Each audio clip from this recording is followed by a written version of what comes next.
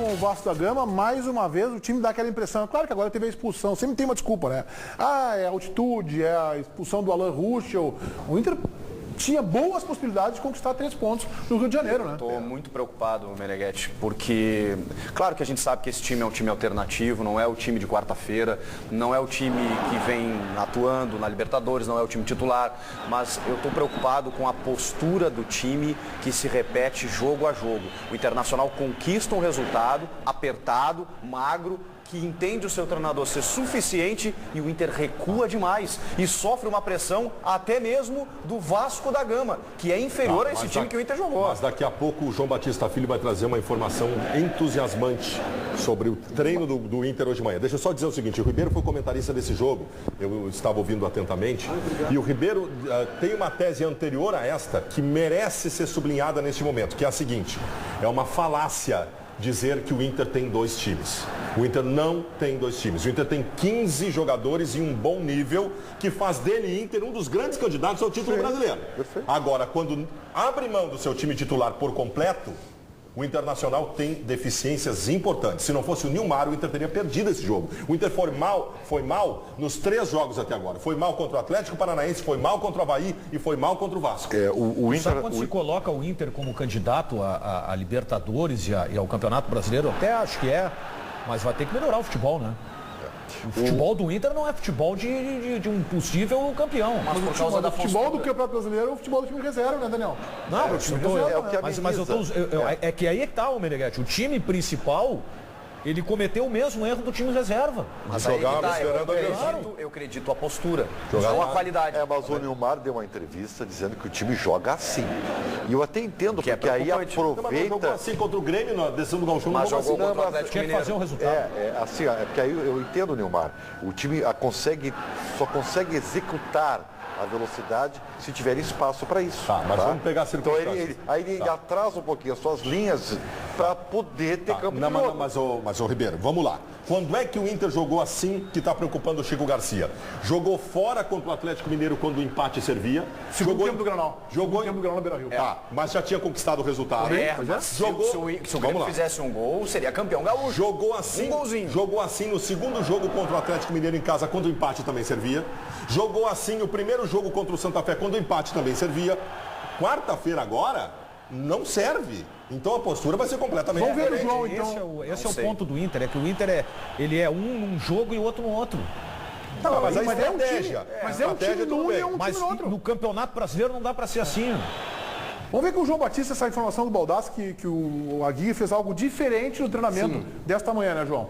Na realidade, ele usou uma tática que constantemente a gente vê no estádio Beira-Rio, mas que desta vez ela foi, eu diria, executada de uma maneira diferente. Os auxiliares, eles colocaram faixas, eles demarcaram um campo, Meneghetti, onde os jogadores poderiam ir basicamente de uma intermediária a outra, até um pouco mais reduzido o gramado.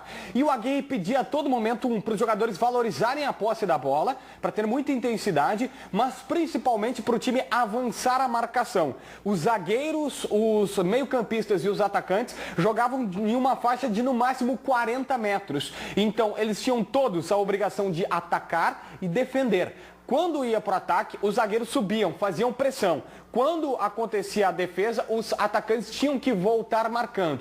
Esta foi a ordem. Outra coisa, Nilmar estava no regenerativo, mas em princípio parece ter treinado no time reserva. O Jefferson foi titular. O goleiro foi Alisson, na lateral direita o William, Hernando de volta à zaga com o Juan, na esquerda o Jefferson. O meio de campo com Dourado e Arantes, mais na frente Sacha, D'Alessandro e o Valdívia, no ataque Lisandro Lopes. O treino de amanhã vai ser com portões fechados. Eu queria declarar oficialmente aqui no programa que eu estou apaixonado por Diego Aguirre. Diego Aguirre era aquele que tu queria que saísse em março. Não, eu não queria que saísse. Eu estava trabalhando um trabalho ruim. Não, tá bom. Eu estou, neste momento, confessando, eu estou apaixonado. Esse tipo de trabalho de encurtamento de campo e compactação é o trabalho que a gente quer que todo treinador faça, a gente não vem em lugar nenhum. Aí perde o jogo, eu quero ver se tu vai continuar apaixonado. Pode até perder o jogo, só que a estratégia está correta. Não, sabe eu também por quê? acho que tá. Sabe por quê? Mas essa é uma estratégia pontual para o momento da partida, né? Não. Essa estratégia do Inter. Time, o Ribeiro Neto. Tu não joga o jogo inteiro assim. Não joga, Ribeiro. Ribeiro joga, parem com isso. O bom time de futebol é aquele que tu olha numa tela de TV e tu vê o time inteiro. Para com isso. Sabe, o time que eu te ouvi, eu já vou rebater o que tu não falou no programa, porque eu te ouvi no Atualidades no Esporte Notícia. O que aconteceu? Vocês acham, o Daniel também falou sobre isso, que daqui a pouco, por ter um time marcando mais à frente, com a sua linha de zaga mais à frente, pode ter problemas pelo adversário, ter jogadores mais rápidos. Jogadores de movimentação, velocidade, e a zaga do Inter é muito lenta, ô Montas. Não, tá bem, só que é o seguinte, contra o Emelec, o Inter fez isso que vocês acham que é o correto. Não, mas ele mudou um pouco a circunstância do jogo, mudando. Pra tu marcar a saída de bola, tu tem que ter a tua zaga avançada. Não, às vezes tem que ter 40 metros de campo. Isso aí vai ser o approach inicial do Inter. Eu também acho. Depois não dá pra sustentar, porque se tu perde uma bola, tu fica com o campo inteiro de jogo. Eu acho que o jogo é complicadíssimo. Claro que é. O jogo para o adversário. Se a linha de marcação tá no meio campo, vai estar todo mundo impedido. Mas claro que não. Mas o que é isso? Se tu tem o teu time adversário próximo da linha do meio campo, qualquer contra-ataque tá legal. Mas como é que o adversário vai trocar a bola na tua linha de meio campo? Não vai trocar, ele vai roubar a tua bola. O Barcelona joga exatamente assim. A linha de marcação do Barcelona joga próximo ao meio campo. Quanto tempo o Barcelona joga assim? Compactação. Não interessa, mas não, a questão principal... O Barcelona não erra passe. Contra o Emelec, Daniel, o Inter teve a zaga colocada em frente à área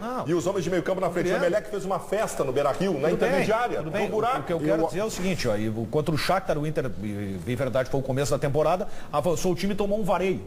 Eu acho que a questão não é só a zaga. Por isso que eu disse. Daniel, comparar... Mas eu acabei de dizer o começo. O que eu quero dizer é o seguinte, em relação a essa forma de jogar para um time com velocidade, com um time com movimentação, tu não vai conseguir ser assim 90 minutos, cara. É arriscadíssimo. Tu vai tomar uma bola. O problema é que o Internacional está jogando no limite do perigo. Esse é que é o detalhe. Eu acho que o jogo é complicadíssimo. Mas então é o seguinte... O jogo é um terror. O Inter, isso é lindo. O problema é fazer o resultado, recuar as linhas e esperar a pressão do adversário. Então eu gostaria que você me desse a solução, porque tu reclama que o time está jogando muito atrás. Aí o João Batista traz a informação de que vai marcar na série e está ruim também. Então eu gostaria de saber o que é maravilhoso. Eu só quero que isso se mantenha os 90 minutos. Mas tá bem, mas não precisa. Se fizer 3x0, não precisa. Faz 3x0, aí vamos tocar a bola. A ideia do Inter é correta. O Inter vai fazer uma blitz na abertura do jogo. Vai fazer uma blitz para construir o resultado. E o pior do construir o resultado é o seguinte, Meneghetti. Sabe qual é a única margem de vantagem do Inter para ter alguma tranquilidade durante o jogo? 3x0. 3 gols de diferença. Porque se tu faz 1 gol de diferença, não adianta. 2, se o adversário fizer 1 a qualquer momento. Está classificado, não tem nem pênalti. Classificado, só 3 gols. O Inter vai fazer uma blitz para matar o jogo no começo. Eu acho que vai ser bom time. Eu acho que o Inter não vai. Infelizmente, que eu acho que o time de Santa Fé, eu não acho tão desprezível quanto o Baldassi, por exemplo, que acha que é um time eco e tal, não acho. Acho que é um time perigoso, um time que inclusive pode encorpar e chegar na final da Libertadores. Não sei se ganha. Eu acho que a gente aqui como analista divaga sobre várias questões que envolvem essa partida, mas tem uma para mim que se sobrepõe a todas elas. O Inter é bem melhor que o adversário. Mas a diferença é a necessidade de tu mostrar que tu é bem melhor. Não, num confronto normal, poderia ganhar o jogo. Em 90 minutos. Uma estratégia do adversário pode te... Aliás, eu acho muito difícil o Inter não sofrer um gol. É bom que faça isso, porque eu acho muito difícil não sofrer um gol. Isso em relação à postura do adversário, é bom a gente falar. Esqueçam o Santa Fé retrancado contra o Inter. Eles têm consciência do que significa fazer um gol contra o Internacional. O que o Inter vai tentar fazer, com essa estratégia que o João Batista trouxe a informação, empurrar o adversário para trás. Tentar fazer 2 gols em 20 minutos. Mas o detalhe é o seguinte, esse time sendo empurrado, ele tem jogadores para movimentação e velocidade de saída de bola. Se não tiver a proteção, eu acho que esse teste maior não é nem em relação à zaga, tá? É em relação à proteção à zaga. Só que é o seguinte, Daniel, para tu sair com a bola, foi o que o Inter não conseguiu fazer lá contra o Santa Fé. Se o time adversário impede de tu fazer a transição, tu não vai conseguir encaixar contra-ataque nunca. Então eu acho que essa formatação compactada do Inter, eu estou encantado com isso aí. Vamos ao intervalo em seguida, voltando para fechar os anos da bola desta segunda-feira.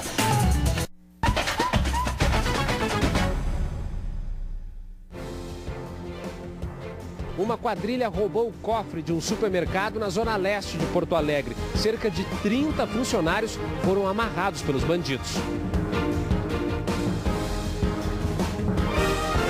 Comecei roqueiro, rebelde cabeludo. Virei pagodeiro, saiu baixo, entrou pandeiro. Virei pianista, clássico concertista. De fraco deleitei, plateias nos municipais. Virei sertanejo, de bota e chapéu. Resolvi tocar funk, coxa, cachorra no tanque. Se tem uma coisa que nunca muda, é que tudo muda. 20º Festival Mundial de Publicidade de Gramado. De 10 a 12 de junho de 2015. Vem entender, debater e mudar.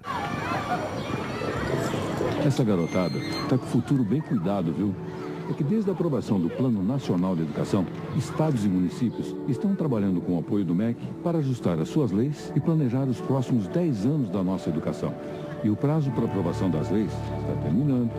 Acesse pne.mec.gov.br. Uma pátria educadora se faz com educação de qualidade. Participe. A construção do nosso futuro começa já. Hoje, no Band Cidade, um aparelho que é rapidamente destruído por um vândalo demanda muito tempo para ser recuperado. Isso quando eles têm conserto. É às 6:50 da noite no Band Cidade. Donos da bola. Oferecimento Shampoo Clean Man. Limpeza profunda, refrescância e zero caspa. Vamos à redação. Alô, João Batista Filho. Então, o assessor de imprensa do técnico Diego Aguirre, ele acabou ouvindo o que o Baldasso falou, conversou com o Diego, mandou o áudio, inclusive, para o Diego Aguirre, que respondeu o Baldasso. Ele disse, olha, se eu perder na quarta-feira, eu já sei que o Baldasso vai me criticar na quinta de novo no Donos da Bola. Então não adianta nada. Não adianta nada, segundo o Diego Aguirre. E outra informação importante, Meneghetti. O Yuri Mamute, confirmado pelo empresário Jorge Machado, no sábado, um dirigente, na realidade, um só, veio aqui observar o jogador. Ele é do Spartak Moscou e pretende fazer uma proposta. O Grêmio tem metade e o próprio Machado, a outra metade do garoto de 19 anos, Yuri Mamute. Entendi. Se fizer a proposta, vai acabar, acho que o Grêmio vai acabar vendendo esse jogador para tentar contratar um centroavante talvez mais reconhecido no cenário nacional. Baldasso, Diego Aguirre te mandou um abraço então, mas não está levando muita fé. E eu vou dizer agora, se perder e for goleado no jogo contra o Santa Fé, tem que permanecer como técnico do Internacional. Voltaremos amanhã, 13h. Tenham todos vocês uma excelente segunda-feira. Tchau.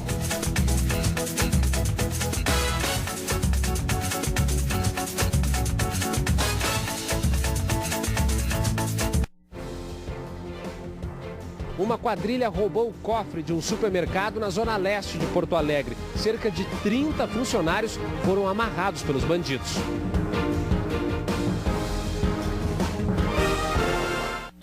A Band não para de crescer. Pelo 5º